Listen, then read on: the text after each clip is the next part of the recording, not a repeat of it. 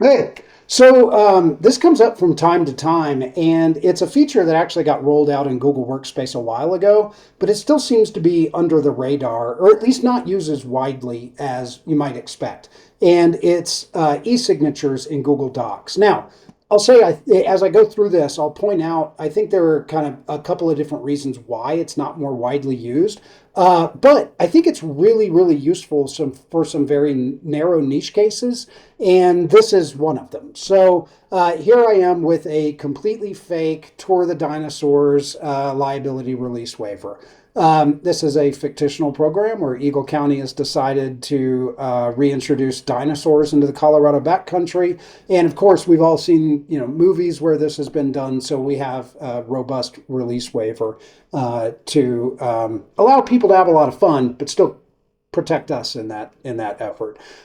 So e-signatures, I've got them down at the bottom. So I come up here and I click on tools. I believe e-signatures, though, are, just a note, are limited to workspace accounts.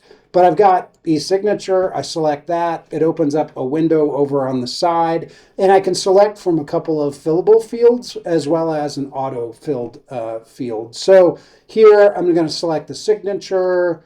Then I'm going to go down to the next line and I'm going to select the name and next one and go to date sign. That would be the automatic fill. So here's where I'll say this is where it starts to get limiting because this has to be specifically sent to a specific recipient in order to trigger the e-signature workflow process. Now, that doesn't seem like a huge deal, but a lot of the stuff that we do in government is we're collecting information and then we require a signature. You can't actually do that. So the process that this uses is it flattens this document into a PDF, and then the only action that the recipient can take is to digitally sign those fields.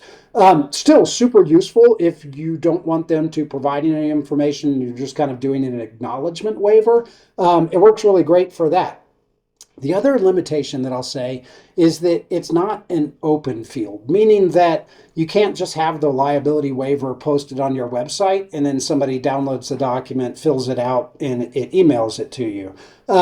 That's a bit limiting whenever you're kind of doing like a mass, waiver or something like that. But for those instances where you know specifically who it is and you need their acknowledgement on a document, this does work really well. So I'll show you how. So I will click the button where we send it to somebody, and I'll just send it to myself, and this will be a test.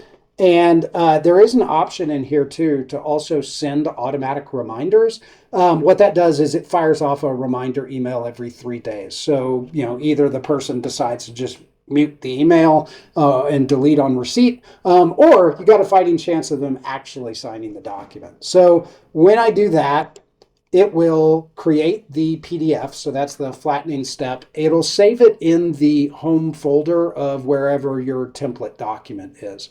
So I'll click OK, and then I will flip over to email, and I've already received it, and I've got a new signature request test. I'm going to click sign.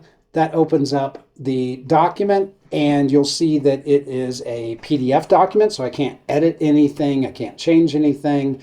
But if you're familiar with other document signature electronic workflows, this is pretty similar. So here is the PDF. Now I want to digitally sign it. I come in and click sign.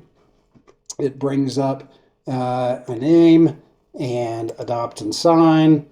When I click on name, it just takes that and adds it, and then it automatically fills the date at which I did that. And then you can go up and mark complete. So that is it.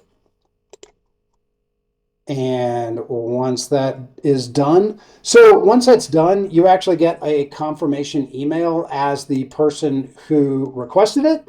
You also get a confirmation email as the person who signed it, and both of them go to the same location, which is that document that is now completely flat and has the electronic signature applied, but it also has an audit trail. So you can actually see the date timestamp of when things were sent, when it was signed, and when it was completed. So, like I said, I think it's unfortunately very narrow in some ways. But for those niche cases, it's actually really, really great. So, yeah, hope that helps. Later.